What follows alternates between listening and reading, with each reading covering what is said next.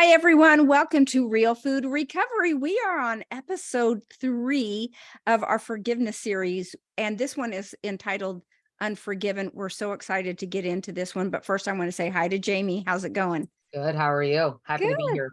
I know, me too. Well, let's go ahead and just jump into this because we've got a lot of stuff and it's just Mhm. really good. The focus will be on self-forgiveness in this one. As I said, we're finishing up our series on forgiveness and ending with a very important topic. You might even say we've saved the best for last. Focusing on self-forgiveness is a huge component in addiction recovery. We know that when we are deep in addiction, this is such a big point. So everybody lean in. I'm giving away the biggest one in the beginning, that Mhm. when we're deep in addiction, we're not our best selves because we're not our authentic selves. We are altered by substances. Right. Given that situation, we can make decisions that we would not otherwise have done and may have amends to make with other people. Some would say to achieve true peace, the most important amends we need to make are actually to ourselves. You know, it's hard to enjoy life and to be our true self unless you have forgiven yourself for past mistakes. I know for me, and I'll ask you what you think, but for me, I can't settle myself down. It's that gnawing feeling. I feel guilty or frustrated with myself for poor choices. And quite frankly, before I understood the science behind food addiction, the blame I put on myself for lapsing and binging was Mhm. ridiculous. Me too. Right. Now that I understand it's not my fault, not completely my fault, I Mhm. do have choices in the matter. So I'm Yeah. not a victim. So I don't believe in total victimhood. But if I Mhm. have an unresolved issue, I get itchy on the inside. I don't know how else to explain it other than describe it as a distraction that's very annoying. And it keeps poking me in the ribs until I address it. So, yes. What about you? I'm learning this as well. I'm learning this as well. And some of the things we've learned from part 1 and 2 in our forgiveness series, and which is great that we have a whole series on forgiveness. I don't think Oh, I I've know. been exposed to any other podcast that has talked about forgiveness in a series like this, especially in the recovery realm. So it's super exciting to me that we're doing this, Paige. But really, forgiveness, self-forgiveness, forgiveness of others really sets us free from pain. Yeah. And it can help us overcome negative emotions from past upsets and hurts and harms.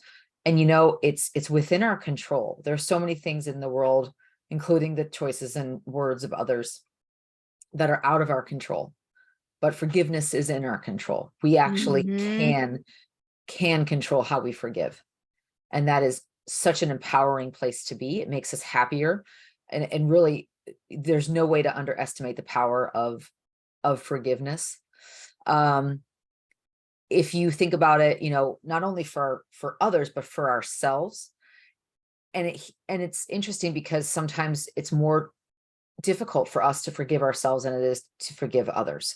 And there's lots of reasons for it, but it could be that things are still haunting us. There's traumas that have been repressed or stuck in our bodies.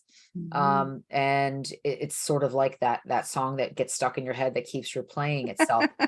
Don't you It's love that? Oh yeah. I love telling it to someone else and sharing it with them. So that's my husband hates that. Yeah. Um, but really, we need to find that closure on the trauma or on the situation. um Otherwise it's going to keep reasserting itself. But the thing is, the closure happens inside us. It's the closure is the forgiveness process that we do. That's the control we have over the closure of a situation that involves others, or Hmm. the closure of a situation that's in the past that we can't control or affect anymore. Hmm. That's so it's the idea that, hey, I can't move past this. I can't change any of this. I'm stuck, but what can I do? What can I control? Hmm. And I think, when I think about the acceptance process and being able to put closure where I can, that's a lot of freedom for me. Have Hmm. you found this to be true? Does it feel like it's looping in the Oh, background? yeah. That's why I think it needs to be addressed to clear out all of those cobwebs. And I love what you said about pointing out that I've never heard another food addiction recovery podcast talk about Yeah. forgiveness either. In fact, we talk about anger management Mhm. and movement, and we talk about all different kinds of things that are just big components. I think I'd mentioned to my husband that we were doing a podcast on forgiveness, and he's like, Mhm. "Forgiveness on a recovery podcast?" Yeah, Yes. big deal. Yes, and, just explain to him the connection. You gotta get rid of that stuff. That's where, I tried to explain to him, the food is just a side effect of Yeah. addiction. It's all in the brain. All the addictions are right here in that center brain, and you gotta get rid of the stuff, man, Right. before you can, heal from the addiction. So, totally. Huge. I'm like, weirdly so excited about doing episodes on forgiveness and things like that in a recovery podcast. Mhm. It Yeah. probably as much as if we were talking about food, maybe Yeah. more so. Well, I think more for me, more so. Mhm. Because What about there's you? a millions of episodes about food. There's Yeah, yeah. millions of resources Of on food. recipes. Yeah, and also the effects of, and that's important. But as we like to repeat to others, and we've been taught ourselves, once you figure out the food that works for you at this stage of life, it's really only 20% of the problem. Right. It's 80% of the problem until you figure it out. But then after you figure Mhm. it out, it becomes 20% of the problem. Yes. Yes, So I agree with that, by the way. Agree with yeah. that. Um, so when I think about, when I spin on things, right, my addiction is in action. If I'm sitting and spinning a resentment, spinning a thought, reliving something, my addiction is in action. And in the past, when I lapsed, it would have been a precursor to it. It would have led me Mhm. through it. And that's why I've worked for so many years on myself, and had the help of counselors and group programs, online and in-person communities, and most importantly, my spiritual practice. And Right. that was something that, it evolved. All of those things evolved over time, really, Mhm. for the last 15, almost 16 years. Mhm. So anyway. Yeah. I agree with all that. And so here's the thing. Once we learn to forgive, we also learn to take full control of our lives again. Forgiving may be challenging and exhausting, but the results are so well worth it. Mhm. Is I laugh at this next statement I'm going to make, but if self-forgiveness is truly so valuable, why do you think we all don't just do it immediately? Why is it such a struggle? Why don't we just jump head forward, face forward as fast as we can into it? I don't know. I've asked myself that question. This is a good Yeah. question. I'm glad you're bringing it up here. Yeah. I don't know. I can only say, guesses for me. Growing up, it was not modeled for me. Forgiveness was not modeled. It is actually the opposite that was modeled. The opposite that was implied, that was the right approach, right? Not forgiving or holding Mhm. grudges. Um, it could have been lessons learned in childhood where I wasn't forgiven for something, so I didn't think that it was a possibility to forgive myself or others. It could be false beliefs. I'm not worthy of forgiveness. I'm not worthy of forgiving myself. I'm not worthy of accepting forgiveness from someone. It could be all of those things. Who knows? Well, I was hoping that you had the answer because I don't know either. No, I think it's a Here's combination of learned Yeah. and lived experiences. Yeah, that's yeah, it seems like it would be a simple thing to do, but maybe it's guilt that makes us feel like we don't deserve it, especially if we've hurt someone. We're Mhm. talking about self-forgiveness. If we've hurt someone, it seems easier, more instinctive to beat ourselves up about that versus being compassionate to ourselves. Mhm. I've also read that those that struggle with low self-esteem or being naturally self-critical or growing up in an environment of criticism or abuse can contribute to Yes. difficulty forgiving past mistakes. And then again, it's like that we were talking about the song in your head. You Yeah. just get stuck in, you're so Mhm. stupid. Why did you do that? I can't believe you did that. Mhm. How embarrassing. How am I ever going to show my face again? And it's hard to then change. I've told you this before about when your kids, I don't know if when you were a kid and in the pool and your friends, when I was a tween, Mhm. my girlfriend down the street, Martha, she had a Uh-huh. pool in her backyard, and so there'd be 3 or 4 of us, and we'd walk around the perimeter and make the water all start going the same direction, Right. and then we'd stop and turn around and try to walk the perimeter against it. It was just so hard to walk against that. So if you've got this negative loop Mhm. playing over and over again, it's like stopping and walking against the tide. So Absolutely. just You have to, unnatural. we have to, relearn and re-practice and re-groove neural pathways. Yeah, Um, that's a perfect example. That's a perfect explanation. I meant yeah. Yeah. perfect. So is it okay to make mistakes, do you think, Paige? I hope so. I hope so, because I've got a lot of history of them. But in fact, I would say for me, and I'm interested to hear what you have to say, that is maybe the biggest life lessons, the best, the life lessons that have stuck. Those are the ones from mistakes that I have made. And so then it becomes, how do I deal with this after? That's the crucial Mhm. factor. Mistakes are going to be made. Yeah, So then the focus becomes, how am I going to deal with that? And honestly, I mean, shouldn't mistakes be expected? We're human, we're not robots. exactly. Yeah. And it's, when I think about that, I agree with you 100%. Mistakes are how we learn.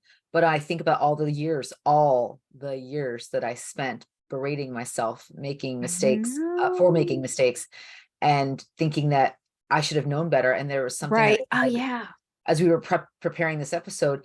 It's not fair, and it's almost sort of self-abusive, or really self-defeating, That's to true. punish ourselves for not knowing something that we would have had no way of knowing before we did it. Like Right. it's maddening to even think that we could do that. Hmm. So have you ever tried using affirmations for self-forgiveness, like I can forgive myself as I would forgive others, or I'm forgivable, or I'm worthy of forgiveness, I deserve to treat myself with compassion and kindness? Have you ever used any of those? I haven't. I think it's a smart practice. I'm not skilled in it. I just really had never thought of it before. I think affirmations are really powerful, though. I truly believe that affirmations can change the chemistry in our brain. So I totally believe in that practice. I'm not skilled in it, but I think people should try it and see if it's Mhm. effective for them. I Do agree. you? Yes, Yeah. I do them. I do them as part of my inner family work. When I'm, talking to my inner family, especially my inner child, I am always talking to her, my inner teen, in sort of affirmation kind of way. And when I can feel them getting really upset or really overwhelmed, I will use those kinds of affirmations, and I'll Mm, say, I'll keep it we, right? We're worthy yeah. of this. We're worthy of that, because I want Hmm. them to know that it's all of us at all ages, all versions of me. Yeah. How much time in our life do you think we could get back if we accumulated all of the time that we spent on negative thinking? Can you imagine I would how get much? a lifetime back. I would get Yeah. probably 35 years. Yeah. So that leads into the next topic about self-forgiveness, in the fact that the energy that we're spending on this self-loathing, who does Mhm. it help? Right. What this time, massive amounts of time that could be spent doing other things, who does it help That's right. to just wallow around? Does it No help one. anybody? No, never No. will. Never has. Yeah. I agree. It's what a miserable way to spend life's precious moments. And this is, I hope that everybody listening to us starts asking themselves that exact question. How much time have I wasted on self-loathing and frustration and unforgiveness that I wish I had back? And you can't change that, but you can change starting today moving forward. Mhm. Agreed. Do you think that you hold yourself to unrealistic standards? Are you an Mhm. aspiring perfectionist? I Mhm. was, for sure. I was an Mhm. aspiring perfectionist. And I would, now I say I'm a recovering perfectionist. We should Um, start a group. right? Perfectionist Anonymous. Yeah, That's a mouthful. let's That's a get mouthful. t-shirts. Yeah. And I'm just thinking of the logo for that. It would be like a little PO. a hand coming in, like fixing something on the t-shirt. Like if the triangle was crooked, it'd be a hand Yeah. fixing it, Yeah.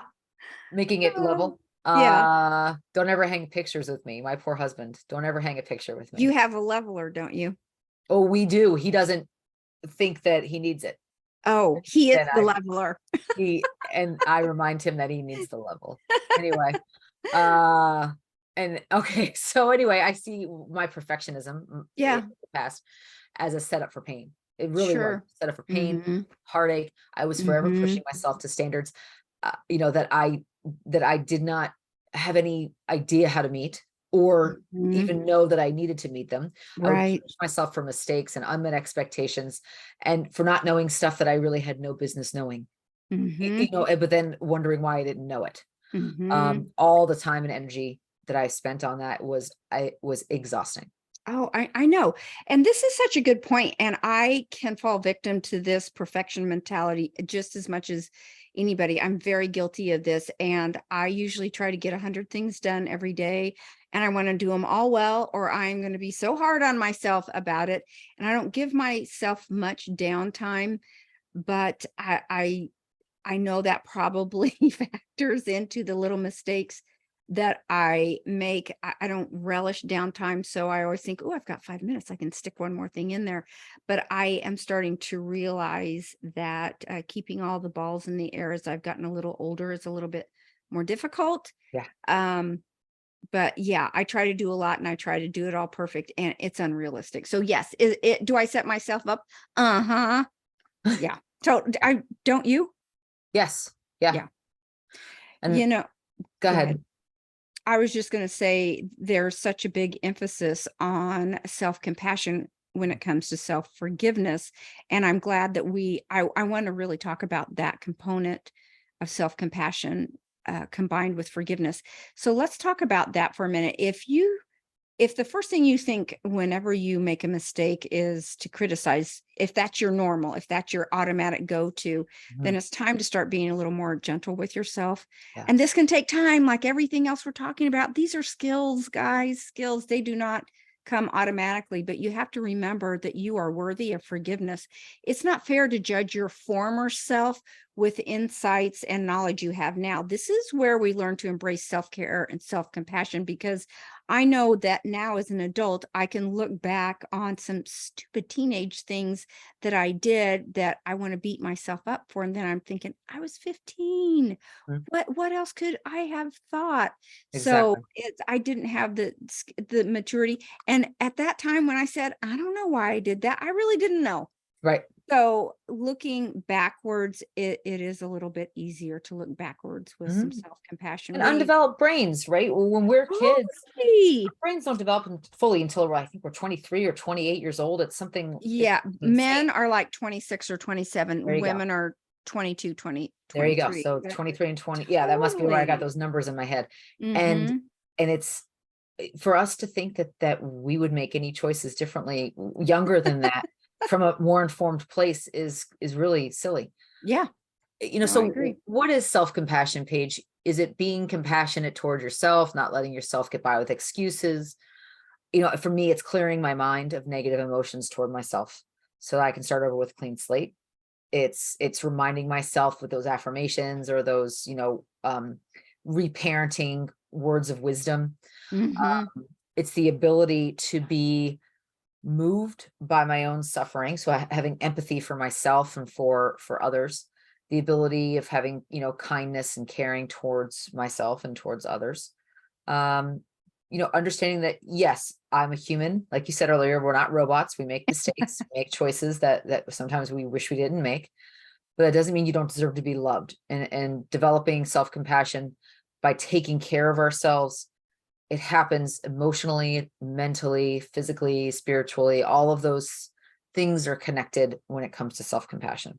Yeah. I noticed, I talked about a minute ago about aging, and that is a true thing. I'm not being ageist, but I'm just not as crisp as I was when I was 18. I need lists now. When I was 18, I remembered everything. But I'm also finding I make these silly little mistakes. Like I've left the curling iron on probably 3 or 4 different times, and I come home I come back to my bathroom and the room is warm and you're going, "What the heck's going on?"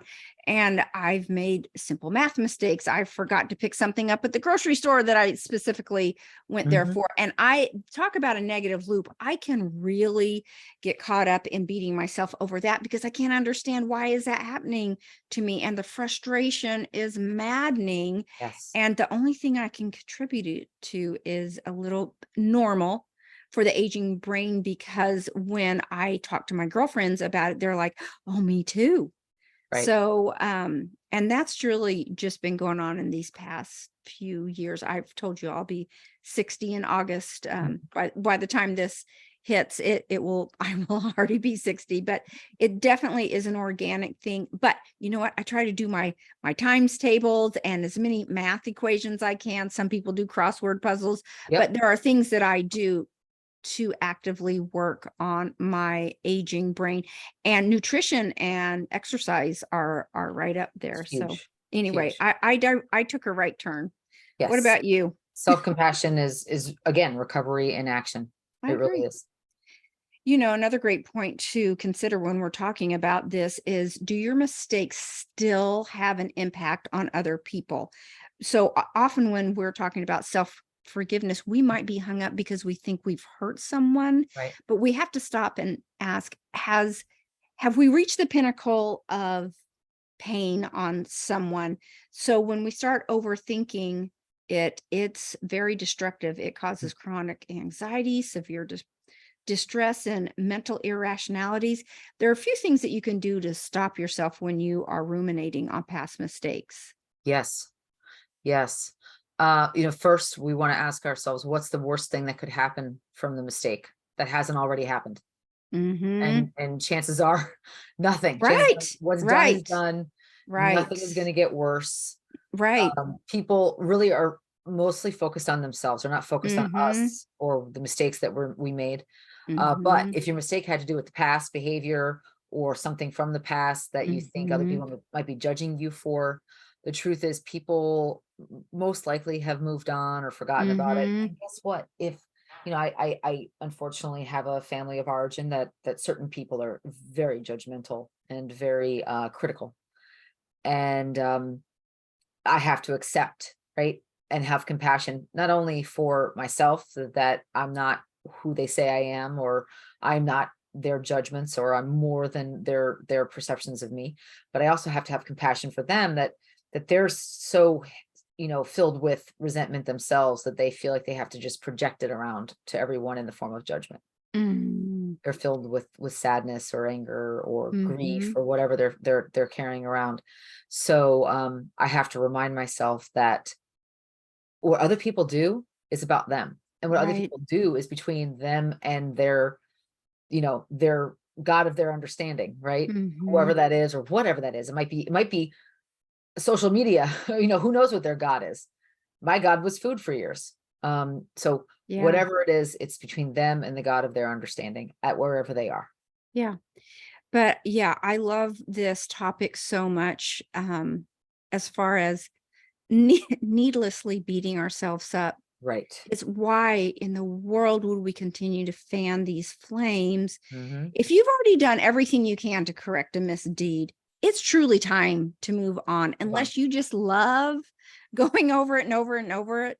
I just think this is such a vital point because, whenever you hear something, you have that light bulb moment, you just go, ah, Mhm. this topic for me was one of those times in my life that I went, okay, I'd never thought of it that way. Yeah. If all the damage has been done that can be done, then it's time to start repairing. You think about a tornado coming through and wiping out a town, all the damage is done. Mhm. So now it's time to just start cleaning up. Yeah. So it would be silly to just leave all the trash laying around, right? Right. Exactly. Very true. Very true. And the last thing, when we think about these self-compassion steps, showing sincerity and asking for forgiveness. Consider some things you can do to make life better for those who have been negatively Hmm. impacted by your actions. If you aren't sure what you can do, you could ask them directly. I love that. Um, and I've done that, and it's always worked out well, because Hmm. usually, by the way, usually when you do ask them, they'll say, "Go live your life. Yeah. You're good." Like they Mhm. usually give you a get out of jail free card Mhm. because they're like, I'm not going to hold you to anything. You're Yeah. not beholden to me.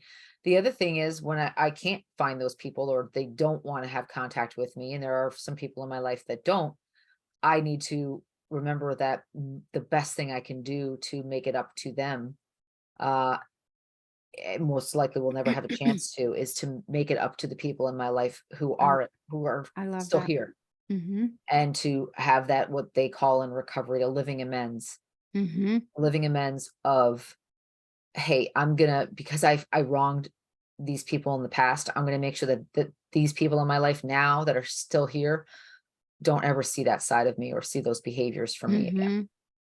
No, I love that. I agree with that so much. And ironically, if I've hurt someone, I feel like I can't get there fast enough to clear the air, Mhm. almost in a selfish way, because I don't want that hanging on me. And I find it so relieving to rid myself of that burden. It feels like an honor code I have set for myself. But truly, if I think someone's hurting at my hand, I don't have a problem with going to say, "I'm just truly sorry," and I think people know when you do truly feel bad too. Oh, yeah. What about you? Well, I do. I can't speak for her others know about me, but, so yesterday, um, I took my dogs for a walk after work, and I was going by this sort of public area where there was, some kind of activity, gathering people for like a meal. And there were 6 little girls ranging in ages from like 6 years old probably to maybe 12, 13.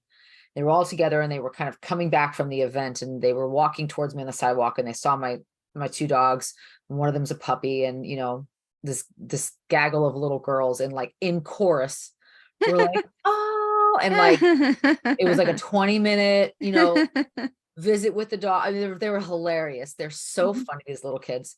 And they just, "Can I hold him? Can I hold him? And you're next, and I'm next, and I'm third, and you're fourth." And like they had a whole so so this one, my little puppy is getting a little wiggly. And I said, "Hey, puppies get wiggly, just don't let them wiggle out of your arms." And so sure enough, at one point, this older girl was holding him, and the dog starts to fall out of Oh, her arms. no. I saw it. You caught him with the leash, and he's got a harness on, so he just sort of, was fine. He just sort of Like like a circus act. yeah, pretty much. He just coasted down to the ground and he was fine. And this little girl, like, she just looked like she wanted to burst into Oh, tears. She right, felt so embarrassed. bad. And she's like, "I am Mhm, so sorry. I almost hurt your puppy." Like, she looked like she was mhm, gonna cry. yeah, And I said, "Sweetheart, it is okay. Don't worry. He's a puppy. He's wiggly, and you doing such a good job holding him. Don't worry. It's not your fault. I promise." And she's like, "Okay." And then like 30 seconds later, she's like, "I just feel," I know she just kept coming back yeah, to me. And I just, I don't mhm, know this little girl, but I would have hugged her and yeah, said, "It's okay, sweetheart. I promise it's okay. mhm. It happens. It's a puppy. It happens." I wonder if apologies are more effective when they're done immediately or if people have time to think about it and then come back. Maybe there's not an Uh, answer to that. yeah, it I don't depends on know. the situation, I think. Yeah. I But think, but I think that for me, when I apologize, my goal is to become an expert at apologizing, and and I don't want to have that many things to apologize for, you're but right. but I really want to do it well. And Right. for me, it's just the apology is just words. The Mhm. actual actions being changed, the amends, that's what matters to me. Right. Right. It may be difficult to know which comes first, but it is easier for some to begin with gratitude Mhm. because it's a more tangible process than forgiveness. Sometimes it's easier to understand and integrate into your everyday life. Gratitude requires you to be grateful for the things that come into your life, no matter what. Mhm. Yeah, I agree. It requires us to be grateful for irritations, Hmm. frustrations, pain, disappointments in life, and accepting them as they Hmm. arise. I'm in a situation now in my living situation here in New Jersey where the building has been sold. There's many, many things up in the air. We don't know what's going to happen. I might have to Hmm. move after waiting a year to find this place. Ugh, And I am finding myself, of course, I have to deal with all of the ins and outs of it as the process goes. And I am definitely irritated. I am very frustrated. I'm sad and in pain, mhm. but I have to remember that I'm grateful for it because this is a journey. This is a lesson that's being given to me. on how to trust the universe that, Yeah. everything's going to work out for me in the way it's meant to. And it's an Mm-hmm. opportunity for me to use my tools of recovery, and that this gratitude and forgiveness go hand in hand. Mm-hmm. And who knows, maybe this is something that's leading you to something better. Who I knows? mean, you never know. That's true. For those of you that may be stuck, let's review some of the stumbling blocks to Mhm. self-forgiveness. There are 5 main reasons why many find forgiveness for their own misdeeds a daunting and difficult task. Yeah. So the first one is unwillingness, right? They're not willing to put the time in to look in the mirror. Yeah, Very common. or effort. Hmm. That's It right. does it does take effort, especially if others are involved too. For sure. So guilt, I talked about when I was younger, I made a few whopper mistakes, totally hard to get over, but as I've matured, it's easier for me to understand the thinking of a young person, right? And Yes. that's where compassion helps. Yes. Overthinking is number 3. We talked a lot about the overthinking and the replaying things in our mind.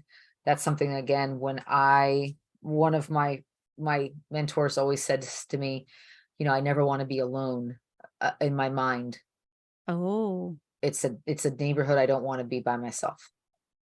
And I think about that. If I'm too much in my head, I'll stop Mhm. myself and go and take myself out, do something, go change my Environment. circumstances and Mhm. environment. Yep. And I will go and intentionally do that, because it is not a good, there's never that road never leads anywhere good. Yeah, I agree. Great point.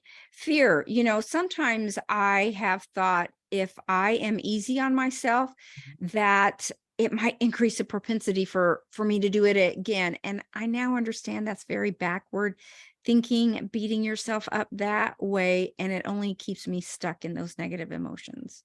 Agreed. Agreed. Number 5 is cause, right? So when you think about the main reasons find forgiveness, is what's the cause? It could be that, like, for instance, yesterday with this little girl, like, she just genuinely was Yeah, holding a puppy who was right. wanting to get down. Mhm. There was no harm, there was no foul there. Mhm. So you have to think about what that cause was. And you know what, even in the situation with my living situation, the person who owns this building has other financial obligations that they want to meet, and Yeah.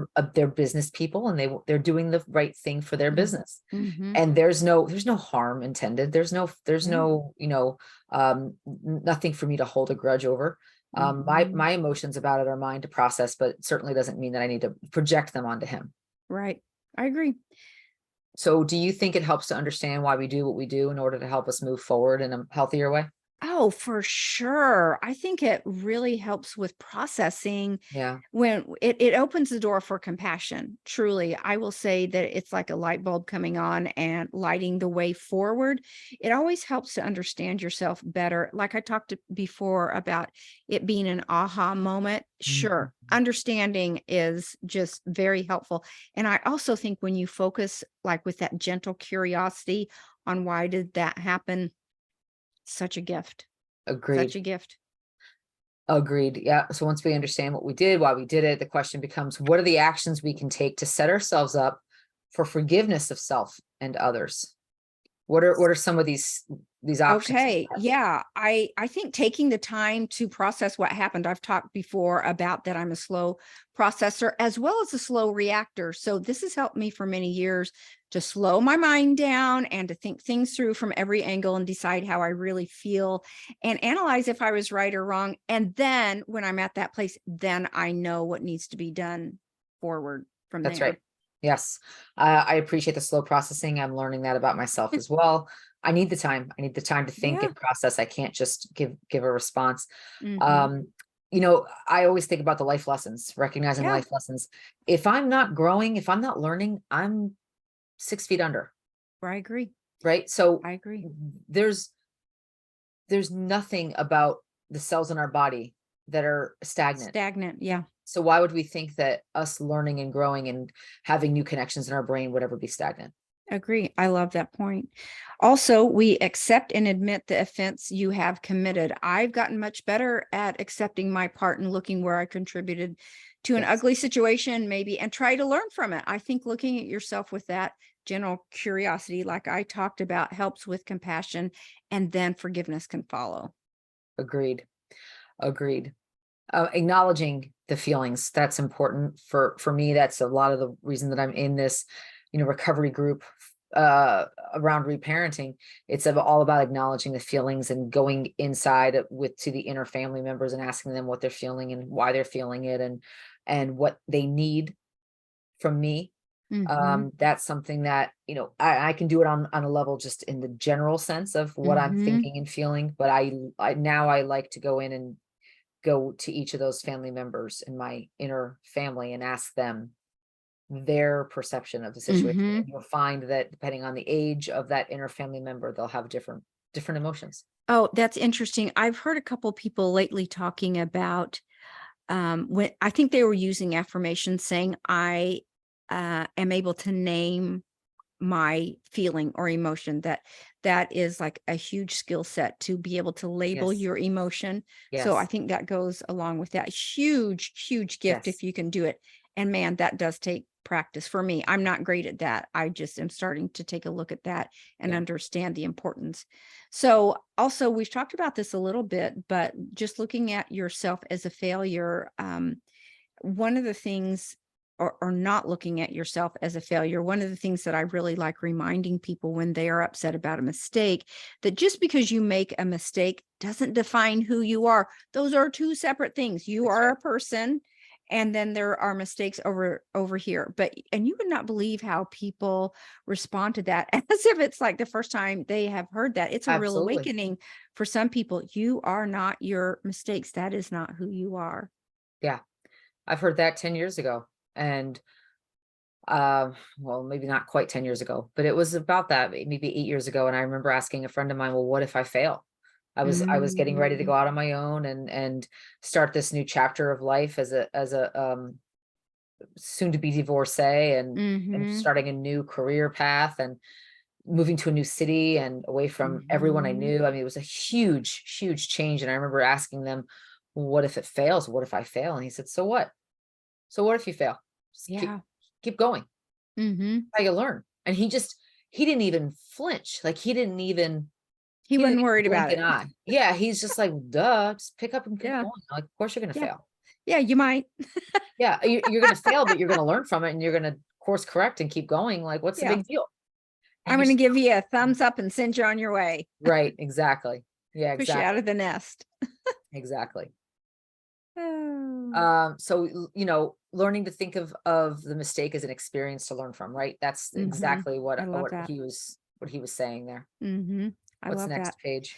Understanding your inner critic. And we talk a lot about this when we refer to like our internal family systems, and we have this inner critic. And I'm actually strong in this area. I easily can have a heart to heart and try to see things clearly, basically analyze if those thoughts are true and then tell them to buzz off. I may have to do it 10 more times, but that does work. Just understanding that inner critic is there to try and protect us, but we can have a conversation with it. And when we do that, it can simmer itself down. It can Mhm. take it off guard. It doesn't need to Yeah, stand down. It can relax and allow right. us to move on and process our Yeah, and emotions. it wants the inner critic, just like we talked about, it's that addictive voice. Yeah. Um, it could be our inner teen as well, that's throwing a fit, and then our inner child throwing a Mhm. fit that leads us to the addiction. But in general, the inner critic, just like our inner teen and inner child, it wants to be loved. It wants to be Right. acknowledged, and it wants to be Sure. It's just scared. exactly, exactly. Mhm. When I think about this topic, I think about being clear with my morals and values. Mhm. When I coach people, I very often, if it's a long-term coaching agreement, I'll do a personal values exercise. It's Mm. very important for people to connect with their values of who they are, what they believe in, what they stand for. It's five, usually 5 to 10 words, but I like to keep it closer to five, that are a little bit aspirational, but they help us really understand that if we're living to those words or not, or if we're in a situation that compromises those, why we're feeling conflicted. So Mhm. my five values are discipline, service, abundance, gratitude, and authenticity. And if I'm out of my sync with those in some way, shape, or form, I will feel off and I will feel like something doesn't feel right, and I will try to course correct, or to just say, hey, thank you, no thank you, I'm gonna take a seat on this one. Mhm. So it's very important to be clear about those morals and values so you can throw things up against them. Mhm. So smart. I'd never heard that exercise come up with 5 values, come up Mhm, with 5 words that define your values. I'm gonna mhm. have to do that because I am like, I don't even know what I would do the first one. I that okay, we'll get back to that. It took me months to come up with them, and this was 8 years ago now. It was the first thing I did when I was out on my own and, kind of resetting my life. I Did did that values exercise. and have you kept those same 5?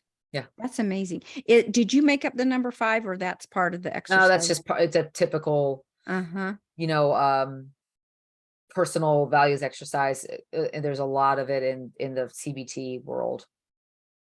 And I see how that can fit so perfectly into self-forgiveness. I love that. I'm glad you brought that up. So everybody out there, if you do your 5, let us know how that works out. Yeah, So we've already talked a little bit about embracing self-care and self-compassion and how that fits right in with self-forgiveness. So I won't belabor that point, but yes, it truly, truly important to be a little easier on yourself when if you're trying to do everything right, then give yourself a break. Take a chill yeah, pill. exactly. Yeah, I also believe in monitoring progress and not being too Mhm, hard on myself. mhm. Recovery is a journey. That's it, folks. It's a journey, period. Yeah, There's no yeah. destination. We're never finished. We're never Mhm, recovered. It's a mhm, journey. It's a marathon, not a sprint. It is a long game. And the idea that I am hard on myself, um, is just undermining all the progress that I've made in other areas. Sometimes I'll stagnate in one area of recovery, but I'll make progress in a ton of other areas. And if I mhm, focus on the one area that I stagnated in, I'll get stuck there. But if I mhm, think about, oh, wait a second, I've made progress here and here and here and here and here. Okay. mhm. And it goes back to the gratitude. Yeah, this goes back to what were you just talking about a minute ago? If you're not progressing, you're dying. Yeah, So it's the same thing what you're saying about recovery is a journey. I mean, we hopefully we don't that's get right. the end because that would be a death sentence if we reach the end of recovery. If we just stop and went, okay, we don't have to keep working at it. That's right. It would not last. Recovery would not last. So Mm-mm. I love that point. So we talked a little bit about stop ruminating and stop thinking about the mistakes you've made. Don't torture yourself. That's right. Quit replaying those mistakes in your head of the past. It's wasted energy. It's wasted bandwidth. Just move on if you've done everything So you true. need to do. And you know what? I'm a little embarrassed to say it, but I'm sure it will help someone else. I spent years, like probably almost 5 years, beating myself up for the big mistakes that I made, Mhm. in my midlife crisis or whatever you want to call it. Um, I mean, just berating and having, nightmares about them. And I mean, really, Wow. really deeply, deeply punishing myself. Mhm. And there was nothing that came out of that. Nothing good Right. that came out of it. That I love that you said that point because so at the end of that, there's no big aha moment, No, nope. just waste, It was a total waste of time. waste. What it did was it kept me stuck in my, affirmed victimhood story or martyrdom, self-imposed, by the way. No one else was saying that you were a victim or a martyr. But I it was like and I know now that my body was getting used to the hit of chemicals that would come from those thoughts. Mm, And I was like an addict, right? I was giving myself a chemical hit, norepinephrine, dopamine, serotonin, adrenaline, usually adrenaline. So it mhm. would get the hits from it because I would be sitting there ruminating and I would want those chemical releases. Um, and I didn't even know that's part of what I was dealing with in before I found recovery for that portion of my life. Amazing, Yeah. amazing. Go ahead. Uh, let's see, you talked about don't look back on the Yeah. Yeah. past. And so that is something that's very important to me to acknowledge that we can't change the past. There really Yeah. is nothing good that comes back from looking on the past other than to Mhm. say, I don't want to repeat that, or I hope that Yeah. doesn't happen again, because, and if it did, here's how I would handle it. Yeah. But when I was going through this transition in life in 2016 or 17, I was staying with family for a few months, and my family member gave me a sign that said, "Don't look back. You're not going that way." Ah, love it. And I remember thinking, but I wanted to go that way so badly, and oh my gosh, couldn't I? And it was like that sign like tortured me for years. Yeah. And now I still have it, and I see that sign, and I just kind of giggle about it. But Yeah. Also, yeah, I'm glad you brought that point up. I think that's it cannot be minimized about ruminating about the past and moving forward. there's no Uh, control, no power. no, nothing. You can't change it. Uh, Sometimes we need to seek help from a professional if it's needed. Sometimes situations are just bigger than we are to sort through Mhm. on our own. So a sounding board can help talk it out with either we find our own solutions, or a trusted person may have some valuable advice to give you that you couldn't True. see for yourself. But just vet your person who you choose to be a sounding board. And if not, yeah, sometimes professional help, there's nothing wrong with that. No, definitely not. When you learn how to start loving yourself again, that is recovery in action. I like that. There's, we said this before on this podcast, but guys, there's no one coming to save us. There's no Yeah. magic relief valve. There's no Prince Charming. There's no, getting the call, opening the door to the big check. Like there's none of that's coming, right? Well, maybe the big check if you're a Publishers Clearinghouse person, but Mm. the rest of us, there's no big checks in our future. We need to go out and make those opportunities ourselves. No one's going to show Mhm. up and give them to us.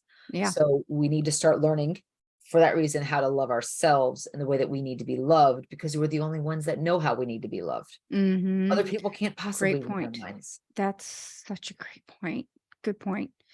So another one, we've talked about this a little bit, but making amends and repairing the damage. If Mhm. you can't forgive yourself because you've wronged someone, then just apologize to that person and try to rebuild the relationship that was broken. Righting your wrongs is with others is a critical way to make things right with yourself. Yes, It may take time before that other person finally forgives you. That's their right. That's okay. exactly. That's their process. You don't get to control that. But making amends still provides this emotional relief. It's doing everything that you can do to make it right. And after you've done everything you can to make it right, then you lay it at the feet That's right. of the universe or the Mhm. other person or whatever, and walk away with your head held high. But Agreed. that's part of the emotional processing. Yeah. And of course, everything, right? Tie it up with a bow of gratitude. Be thankful, Mhm. learn the art of gratitude. It is an art.